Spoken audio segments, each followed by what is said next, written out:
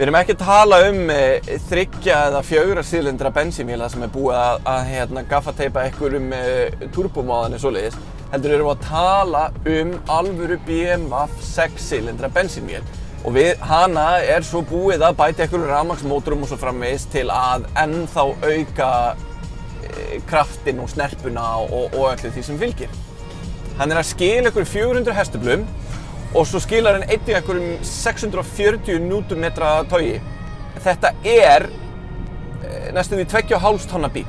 Þannig að þetta mikið af bíl sem að þessi hestöfl þurfa að knýja áfram. Og maður myndi halda að svona bílinn svona þungur og svona nokkuð hár, að það væri svona mikið bodyroll eða væri svona, að hann væri ekki sérstaklega stamur eða plantaður við veginn þegar maður að fara í beygjur og svo framvegis. En svo aldeilis ekki. Það vegna þess að þar sem þetta hybridbíl, að þá mikið af batteríum sem að liggja lágt í bílnum. Einnig 6-cylindra vélin, hún liggur mjög lágt. Þetta sést með þess að bara rosa vel þegar maður opnar húddið af bílnum. Sjáðu vélina hvernig hún liggur hérna.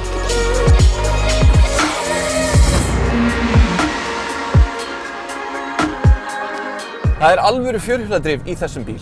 Margir hybrid-jeppar nú til dags í rauninni bara fjórhjóladrifnir þegar þeir eru hlaðnir. Það að segja að það eru 2 rafmagnsmótorar sem eru tengdir við afturdekkin og keyra þau dekkin áfram þegar nóg rafmagn inn á batteríunum. Ef þau klárast, að þá keyrir hann bara rauninni á framhjólunum þar af leiðandi bara framhjóladrifin. Þessi bíl ekki svoleiðis.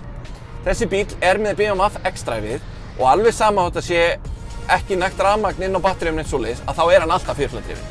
Þannig að þú þarft ekki að hafa áhyggjur af því að þó að rafmagnið klárist, að þá ekki á fjórhjóladrifnum bíl lengur. Þetta rosa gott að hafa í huga þegar verið að skoða fjórhjóladrifna tengiltvinnbíla.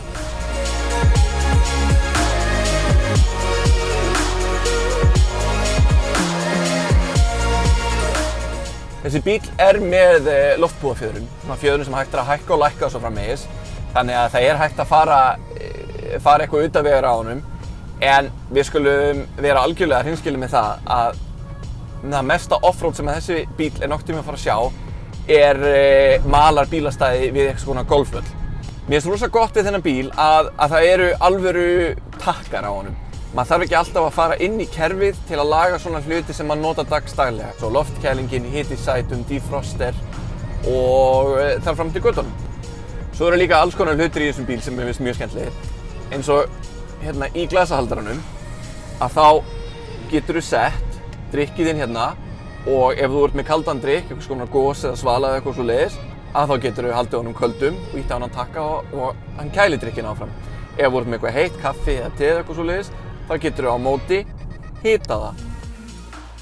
Það samt einn hlutur sem er svolítið töna á mér í þessum bíl. Tjekkja þessu. Hérna erum við komin inn í bílinn, fínt. Segjum við séum að fara eitthvað fínt, við erum að fara í brúðkaup.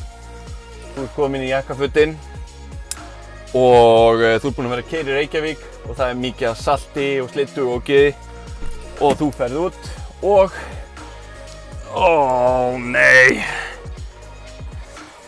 þessi síls, það mega pirrandi. Maður alltaf að fara að skýta út aftan á buxunum hjá sér. En ég meina, hvað getur maður gert? Pain is beauty.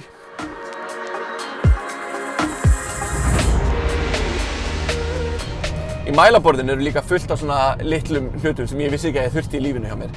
Til dæmis mælir sem að segja mér hversu mikið tog ég að búa til þegar ég að keyra. Það einnig mælir sem að sýnir hversu mikið af hestablunum ég að nota ef ég set hægri fótinn niður. Einnig G-force mælir sem hægt að setja, sem svona, þú veist, sem að mælir hliðarkrafta og svoleiðis. Þú veist, ekki það að ég hef nokkuð mann haft áhyggjur af því hversu mikið G-force ég að búa til þegar ég að fara í einhverja beygjur. En núna að þá á ég erfitt með að fara í bæinn án þess að geta fylgst með því að núna veldur það mér áhyggjum að vita ekki hversu mikið G-force ég að búa til.